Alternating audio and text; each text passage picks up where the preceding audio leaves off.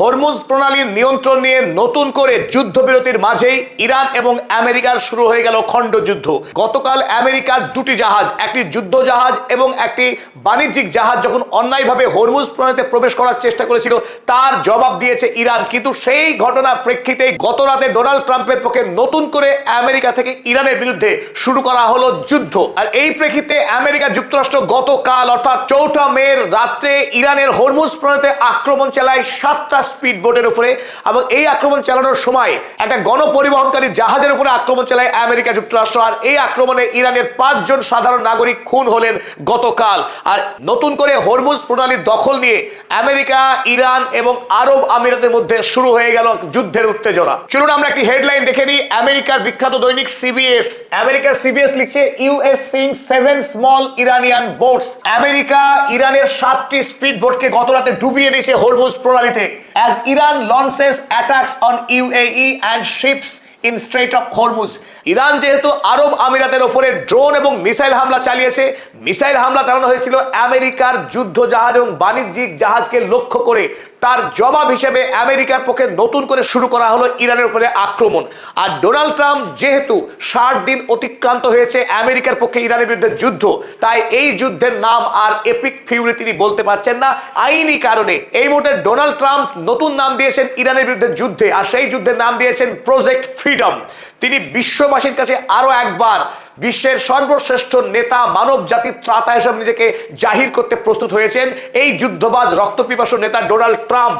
তিনি আরো একবার পশ্চিমী দুনিয়ার মানুষের কাছে নিজেকে মসিহা রূপে তুলে ধরার চেষ্টা করছেন। ভিডিওর এই পর্যায়ে একটি দরকারি বিষয় শেয়ার করি। আপনারা যারা ছোট বা বড় ব্যবসা করছেন তারা জানেন সেলস, ইনভেন্টরি আর অ্যাকাউন্টিং আলাদাভাবে সামলানো কতটা ঝামেলার। সবকিছু ম্যানুয়ালি করলে যেমন সময় নষ্ট হয়, তেমনি ভুল হওয়ার সম্ভাবনাও বেড়ে যায়। এই সমস্যার সমাধান হতে পারে উডু।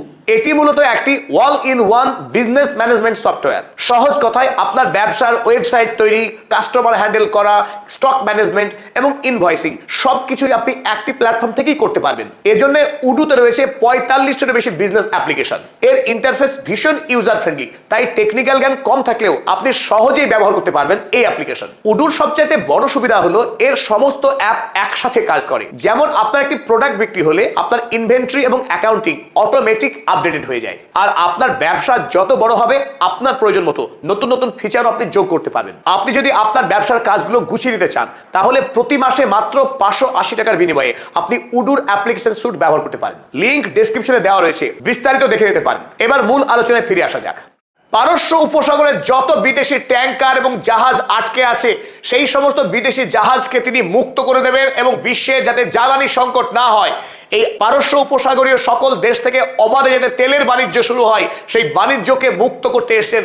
আর এই লক্ষ্য নিয়েই তিনি এখন হরমুজ প্রণালী খোলার এক মহৎ অভিযান চালাচ্ছেন বলে দাবি করেছেন ডোনাল্ড ট্রাম্প। তবে তার আগে আপনাদের জন্য দেখায় ইরান গতকাল সারা পৃথিবীর মানুষের জন্য হরমুজ প্রণালীর কতটা এলাকা এই মুহূর্তে ইরানের দখলে আছে তার একটি মানচিত্র প্রকাশ করেছে। চলুন আমরা সেই মানচিত্র দেখে নিই।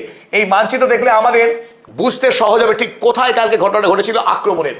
এই যে আপনারা দাগ দেখতে পাচ্ছেন এখানে, এই পারস্য উপসাগরের যে চোকিং পয়েন্ট তাকে এইখানে একটি দাগ দিয়েছে রেখা অঙ্কন, আর বিপরীত দিকে ওমান উপসাগর দিকে আরো একটি রেখাঙ্কিত করেছে ইরানের প্রশাসন।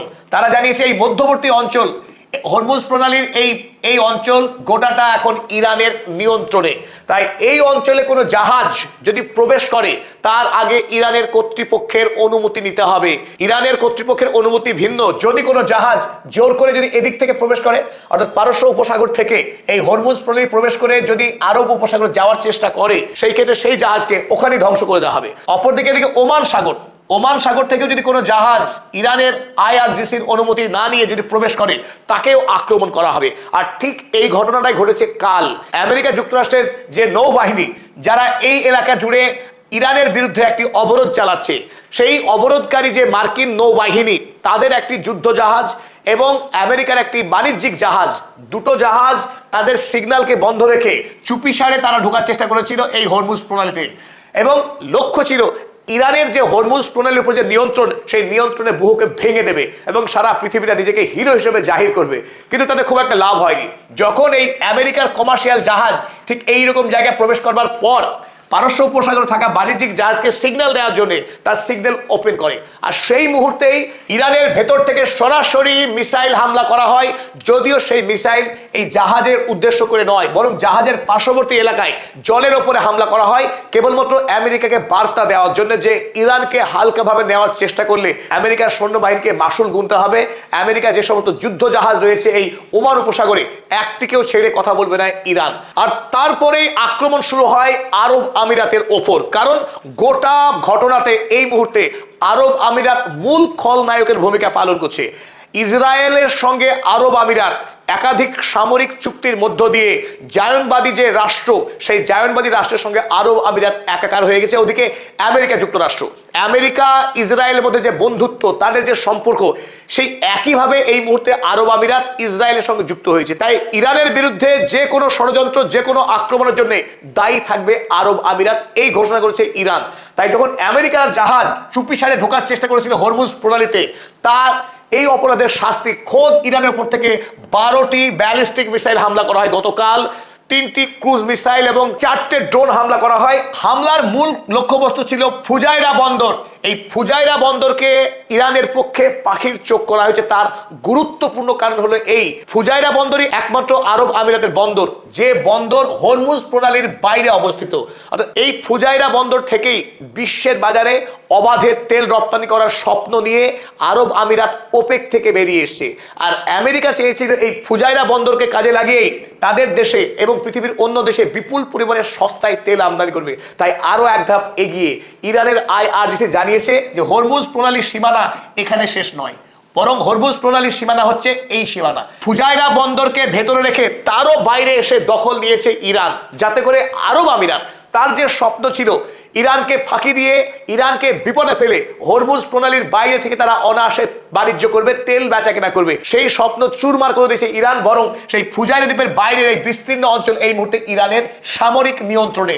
তাই গতকাল ফুজাইরা দ্বীপে একাধিক যে আক্রমণ করেছিল ইরান, অধিকাংশই আরব আমিরাত ইন্টারসেপ্ট করে দিয়েছে, আকাশেই ধ্বংস করেছে। কিন্তু কিছু ড্রোন সফলভাবে হামলা চালিয়েছে এই ফুজাইরা তেলের হাবে, যেখানে বিপুল পরিমাণে তেল মজুত রয়েছে। আর সেখানে ব্যাপক অগ্নিকাণ্ড ছবিকাল দেখা গেছে। আপনারা ছবিতে যে আগুন দেখছেন, অনেক দূর থেকে ক্যামেরায় ধরা পড়েছে এই ফুজাইরা যে অয়েল হাব, সেই অয়েল হাবে আক্রমণের পর এই বিস্তীর্ণ ধোঁয়ার কুণ্ডলী আকাশে এবং এখানে আগুন জ্বলতে দেখা গেছে। ইরানের এই হামলায় আরব আমিরাতের ফুজাইরা অয়েল হাবে কাল অগ্নিসংযোগ ঘটে যায়। টাইমস অফ ইন্ডিয়া, ভারতের একটি কাগজ, এই খবর ছেপেছে। তারা লিখেছে, Iranian drone strike ignites massive fire at UAE's Fujairah oil hub. ফুজাইরার তেল কেন্দ্রে ব্যাপক অগ্নিকাণ্ড সৃষ্টি হয়েছিল ইরানের ড্রোন হামলার ফলে। আর ইরান যে আরব আমিরাতের উপরে মিসাইল এবং ড্রোন হামলা চালিয়েছিল, তার সংখ্যা লিখেছে আরব আমিরাতের একটি খবরের কাগজ খালিজ টাইমস। খালিজ টাইমস লিখেছে, UAE engaged 12 ballistic missiles, 3 cruise missiles and 4 drones on May 4। 4 May Iran আরব আমিরাতের উপরে যে মিসাইল এবং ড্রোন হামলা চালিয়েছে তার সংখ্যাটা ব্যক্ত করেছে এই খালিজ টাইমস। যে কথা আপনাদের বলছিলাম, এই ফুজাইরা দ্বীপ আপনারা ছবিতে দেখছেন, এই ফুজাইরা বন্দর, ফুজাইরা বন্দরকে কেন ইরান আক্রমণ করেছে? এই মুহূর্তে আরব আমিরাত ইসরায়েলের সঙ্গে হাতে হাত মিলিয়ে ইরানের বিরুদ্ধে সমস্ত চক্রান্তে লিপ্ত। তাই ইসরায়েল যেমন ইরানের 1 নম্বর শত্রু, ঠিক অনুরূপভাবে আরব আমিরাতও ইরানের এখন অন্যতম প্রধান শত্রু। তাই এই ফুজাইরা দ্বীপকে ব্যবহার করে আরব আমিরাতের যে স্বপ্ন, সেই স্বপ্নকে বানচাল করার জন্য এই মুহূর্তে ইরান বৃহত্তর পদক্ষেপ নিয়েছে।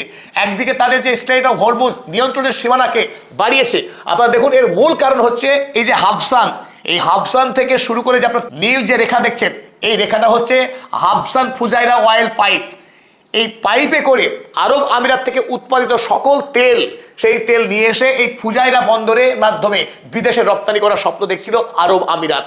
আর এই স্বপ্নকে ধ্বংস করার লক্ষ্য নিয়ে ইরান আরব আমিরাতের অর্থনৈতিক শক্তিকে গুড়িয়ে দেওয়ার জন্য গতকাল এই ফুজাইরা অয়েল হাবে আক্রমণ চালিয়েছে। আর এরই সাথে পৃথিবীর সকল বৃহৎ জাহাজ কোম্পানি যারা ট্যাঙ্কার প্রস্তুত করে এবং তেল পরিবহন করে থাকে, সেই সমস্ত জাহাজ কোম্পানিকে কাল ইরান সতর্ক করেছে, যদি ইরানের নির্দেশের অবাধ্য হয়ে কেউ জোর করে হরমুজ প্রণালীতে প্রবেশ করার চেষ্টা করে, তাদের প্রত্যেককে শাস্তি দেবে ইরান। পাশাপাশি যে সমস্ত ইন্স্যুরেন্স কোম্পানিকে হুমকি দেওয়া হয়েছে যে হরমুজ প্রণালীতে প্রবেশ করলে কোনো জাহাজকে রিয়াদ করবে না ইরান। আর যখন ইরান আমেরিকা যুক্তরাষ্ট্রকেই হামলা করছে, তখন পৃথিবীর কোন জাহাজ কোম্পানি আছে যারা এত সাহস দেখাবে যে ইরানের নির্দেশে অমান্য করে হরমুজ প্রণালীতে ঢুকবে? তাই যে সমস্ত জাহাজ পারস্য উপসাগরে এই মুহূর্তে আটকে আছে, তাদের আরো অনির্দিষ্টকালের জন্য আটকে পড়ে থাকতে হবে এবং পৃথিবীর যে জ্বালানি বাজার, সেই জ্বালানি বাজারে আগামী দিনে আরো অগ্নিমূল্য হবে। পৃথিবীতে জ্বালানির সংকট কিন্তু বাড়তেই থাকবে যদি আমেরিকা ওমান উপসাগর থেকে তার অবরোধ তুলে না নেয়। অবরোধ না তুলে নিলে ইরানের পক্ষে জানানো হয়েছে এই হরমুজ প্রণালী তারা খুলবে না। তবে এই প্রেক্ষিতে আপনাদেরকে নতুন একটা আপডেট দিয়ে রাখি। এতদিন পর্যন্ত ডোনাল্ড ট্রাম্প সারা ইউরোপের প্রত্যেকটি রাষ্ট্রকে ভিক্ষা চেয়েছিলেন যে একসঙ্গে মিলিতভাবে তারা মিলিটারি আক্রমণ করবে ইরানের বিরুদ্ধে হরমুজকে উন্মুক্ত করবার জন্য। এমনকি আমেরিকার 1 নম্বর শত্রু রাষ্ট্র চীনকেও অনুরোধ জানিয়েছিল হরমুজ প্রণালী খুলতে আমেরিকাকে সাহায্য করবার কাজে। কেউ এগিয়ে আসেনি। এবার নতুন নাম দিয়ে ডোনাল্ড ট্রাম্প দক্ষিণ কোরিয়াকে অনুরোধ জানিয়েছে আমেরিকার সঙ্গে মিলিতভাবে তারা যেন মিলিটারি আক্রমণ করে ইরানের উপরে। আজ 5ই মে ভারতীয় সময় 12টার সময় মিটিংয়ে বসেছে সাউথ কোরিয়ার রাষ্ট্রপতি। তারা এখন বৈঠক করছেন মার্কিন প্রেসিডেন্টের ডাকে সত্যি সত্যি শেষ পর্যন্ত সাউথ কোরিয়ার নৌবাহিনীকে পাঠাবে কিনা ইরানের বিরুদ্ধে যুদ্ধ করতে। তবে একটি কথা কিন্তু স্মরণ রাখতে হবে, সাউথ কোরিয়ার পাশেই পারমাণবিক অস্ত্র শক্তিধর সাউথ কোরিয়ার চিরন্তন শত্রু নর্থ কোরিয়া ইরানের বন্ধু রাষ্ট্র অপেক্ষা করছে। তাই সাউথ কোরিয়া যদি সিদ্ধান্ত নেয় ইরানের বিরুদ্ধে যুদ্ধ করবার, তবে সাউথ কোরিয়ার কপালে ভালো কিছু অপেক্ষা করছে না। তবে আমেরিকা, ইসরায়েল, আরব আমিরাতের সাথে মিলিত হয়ে অল্প সময়ের মধ্যে ইরানে স্থল অভিযান করতে পারে বলে স্পষ্ট খবর জানিয়েছেন ইরানিয়ান প্রফেসর সৈয়দ মোহাম্মদ মারান্ডি। তিনি জানিয়েছেন এই মুহূর্তে Here they are expecting a major attack on Iran. ইরানের উপরে যে বড়সড় সামরিক আক্রমণ হতে পারে তার অপেক্ষায় আছে Iran. And the United States has gathered forces in the Emirates. আরব আমিরাতে বিপুল পরিমাণে সৈন্য জমায়েত করছে America. In Kuwait and Bahrain. And then there is Jordan. The Israeli regime is preparing. Israeli regime এই সমস্ত দেশের সেনাবাহিনী মোতায়েন করার মধ্য দিয়ে ইরানের উপরে গ্রাউন্ড ইনভেশন করার চূড়ান্ত প্রস্তুতি গ্রহণ করছে বলে জানিয়েছেন। তাই যে কোনো মুহূর্তে আরো বড় মাপের যুদ্ধ শুরু হতে পারে, আর সেই যুদ্ধ ইতিমধ্যেই শুরু হয়ে গেছে গতকাল।